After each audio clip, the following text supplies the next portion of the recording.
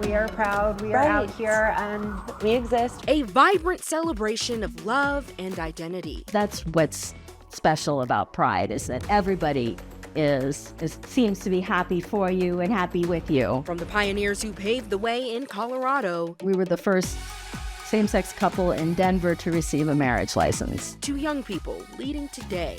We're sharing stories that inspire. It feels comforting and it feels like we belong. So Pride is so important. Pride for me now is joy, celebration, an opportunity to crank it up to 13 out of 10, be extra gay. For the next 30 minutes, we're highlighting the triumphs and challenges in the fight for equality. Thank you for joining us for this Denver 7 special celebrating Pride Month. I'm Micah Smith. Denver 7 is a proud sponsor of Denver Pride. We've partnered with the Center on Colfax, the nonprofit that organizes Denver Pride every year to celebrate and honor our LGBTQ+ community. Let's start this special presentation with some history. The Center on Colfax was founded in 1976. We are here at the nonprofit, which provides year-round programs and services for the LGBTQ+ community free of charge. Since the first Denver Pride in 1974, the celebration has grown, becoming the largest Pride celebration in the Rocky Mountain region with more than 500,000 visitors each year. And this weekend, the tradition continues with 3 main events: the festival, 5K, and parade. While Pride is very much a time of celebration, it is also a time of reflection. June 26 marks 10 years since same-sex marriage was legalized in the United States, but Colorado was ahead of the curve. Anna and Fran Simon were the first same-sex couple to be legally married in Denver in October 2014. It was their second time making history. A year before they were married, they became the first gay couple to be granted a civil union in Colorado. Denver 7's Jeff Anastasio sits down with the Simons 10 years after the landmark court decision about their never-ending fight for equal rights and what it means for their family. Before you even step inside their home, you feel the love. And once in, it surrounds you. That's the back of my head. For Anna and Fran Simon, their fight for equal rights was and always is about family. I'm right down here, and that's my grandma right there. Their son Jeremy, front and center, with his history-making moms in every big moment. And he was really our motivation to fight so hard. We wanted our child to grow up with married parents. He knew what we were doing, and at the level a 5-year-old can understand what we were doing. Anna Simon and Fran Simon are lawfully joined in union in the state of Colorado. The civil union in 2013, the first Colorado same-sex couple to do so. Then in 2014, their dream finally realized. We literally just changed clothes and hopped in the car. We were the first same-sex couple in Denver to receive a marriage license. It means that my moms are gonna get married. How many people get to wear their wedding gowns multiple times? Yeah, and marry the same person again over and over again. One of my classmates introduced me to a new term. He was like, "Your parents are gay icons." I was like, oh, nobody's ever told me that before. As 10 years had passed since same-sex marriage became the law of the land, and with much uncertainty about where LGBTQ+ rights across the country stand, the Simons continue their fight. And we want to do it for the future generations, for that kid who's in the closet, for that kid who's thinking about committing suicide. We need to be out there and for them. The ideological foundation of America is freedom, and I think that when people can see that LGBTQ rights and trans rights is just an extension of that individualistic freedom, that hopefully that will bring more people together. So that everyone has a shot at finding the kind of love found in this home. Anna means everything to me. My wife, my co-parent, she brings joy and passion. Fran is my rock. She is my steadiness in the world. Extremely proud, and extremely proud of my parents, and they've done so much, and I aspire to be as impactful, or even just a fraction of as impactful as they've been, like, socially. That was Denver 7's Jeff Anastasio reporting marriage equality is relatively new. In fact, same-sex marriage was not recognized in Colorado's Constitution until voters passed an amendment last fall. Colorado was one of 30 states that still banned same-sex marriage in its constitution. Amendment J removed language that defined marriage as only between a man and a woman. 64% of Coloradans voted in favor of the amendment. Turning the pages deeper into the history books, history was made at the Boulder County Courthouse in 1975. Boulder County Clerk Clayla Rorex issued the nation's first same-sex marriage license. In May, the courthouse was designated as a National Historic Landmark for its role in LGBTQ+ history. When we honor where history happened, we continually reaffirm the rights and experiences of everyone in our community. In the weeks that followed, the clerk issued 5 more same-sex marriage licenses, bringing Boulder into the spotlight as a trailblazer for civil rights. Even though Pride is a joyous time for many, in certain communities, the celebrations still face backlash and protests. That's where the Parasol Patrol steps in. With their vibrant umbrellas, the nonprofit helps bring a little joy to tense situations. But I found out after helping so many, they too need community support.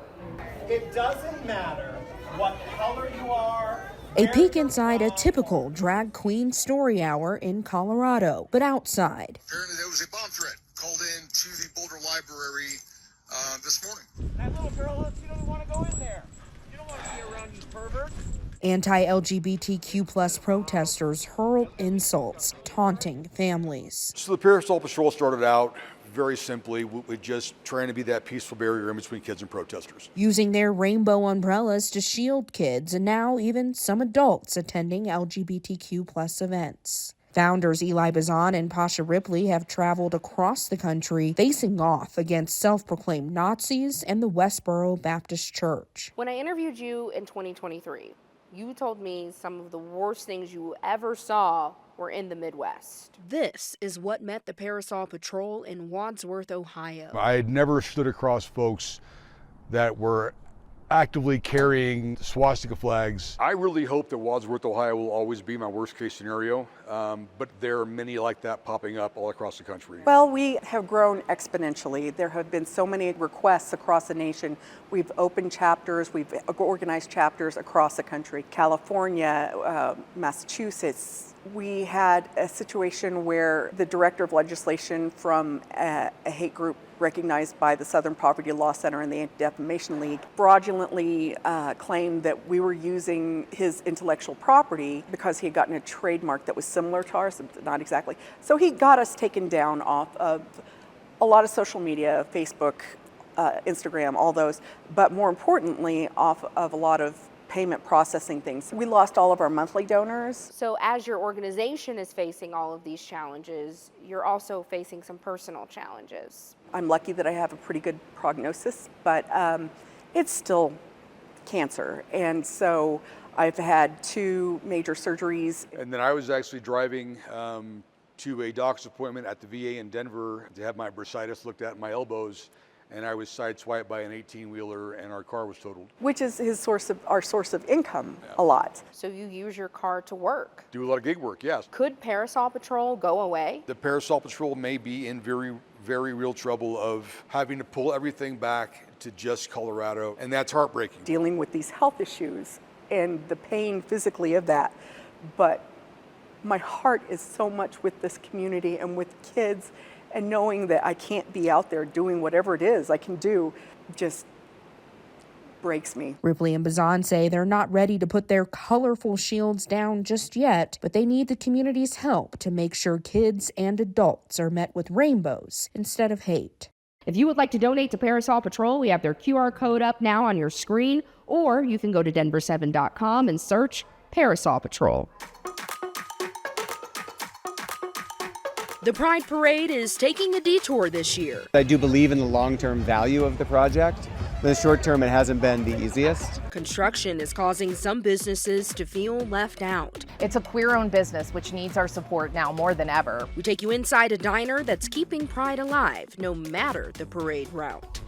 And later, it will stand out in the park. It'll stand out. And it'll be glistening.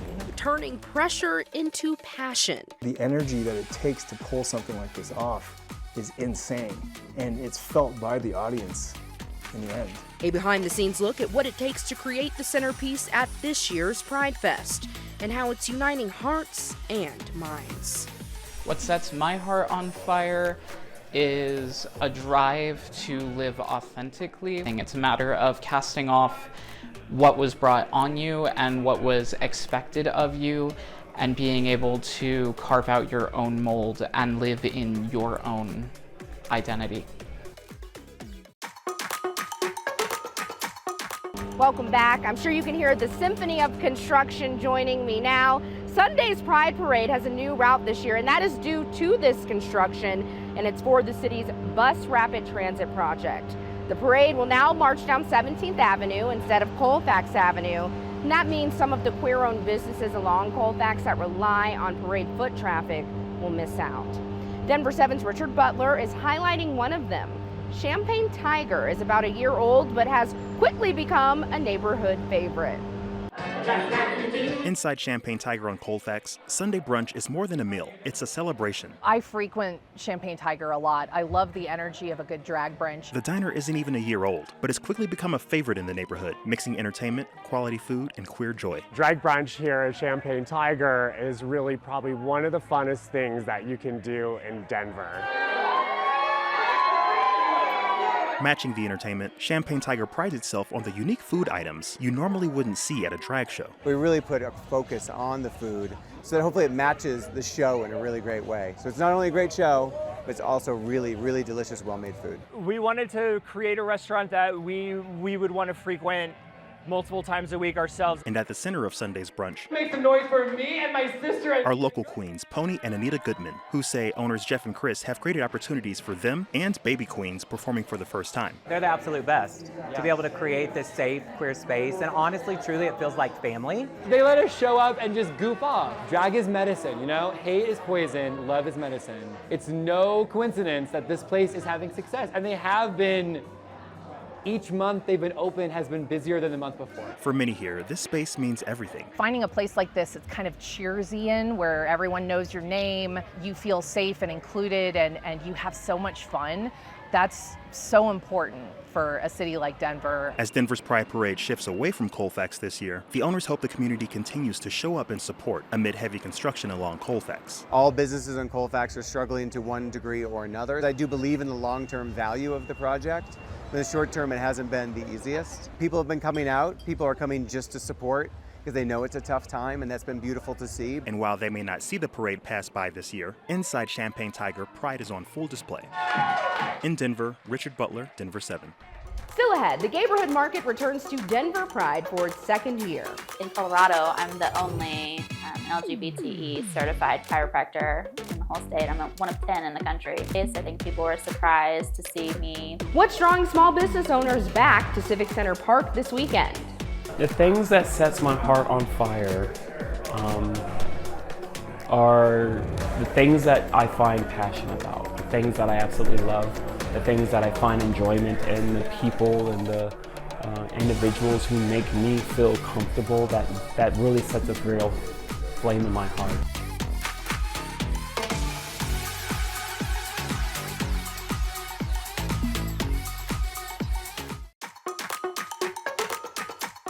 The Neighborhood Market is back for year 2 at this year's Pride Fest. Its mission is highlighting and uplifting LGBTQ+ businesses and artists. The market was so well received that it's doubled in size this year. Denver 7's Maggie Wolanski shares the impact it's already had on one vendor.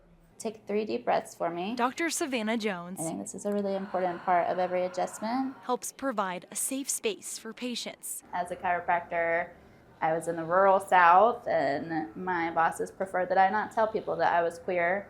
And so when I moved here, I didn't want that anymore. I wanted a different life.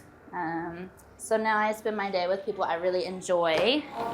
Being a queer business owner, she recognizes the need in her community. I think it's really important to offer these services because 1 in 3 queer people have chronic pain issues, and that's for a host of different reasons. During Denver Pride, she joined the first ever Neighborhood Market. And so last year I was in the marketplace, and I was the first chiropractor to ever go to Denver Pride.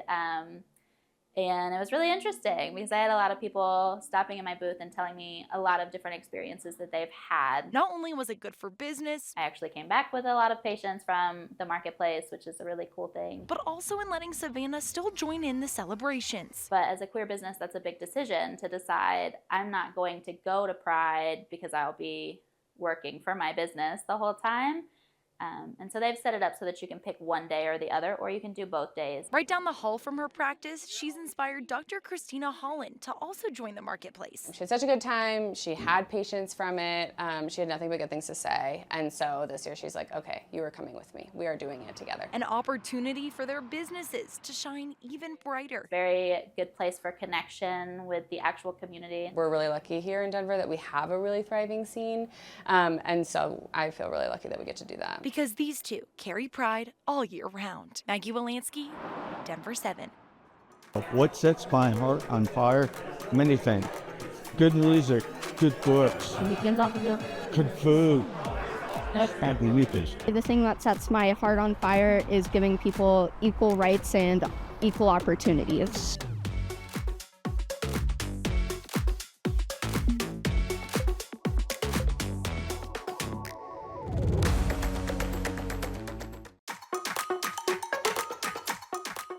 A central part of Denver Pride is art and its ability to spark conversation. That's the goal for two Loveland artists who are building an art installation to be displayed at the heart of the event.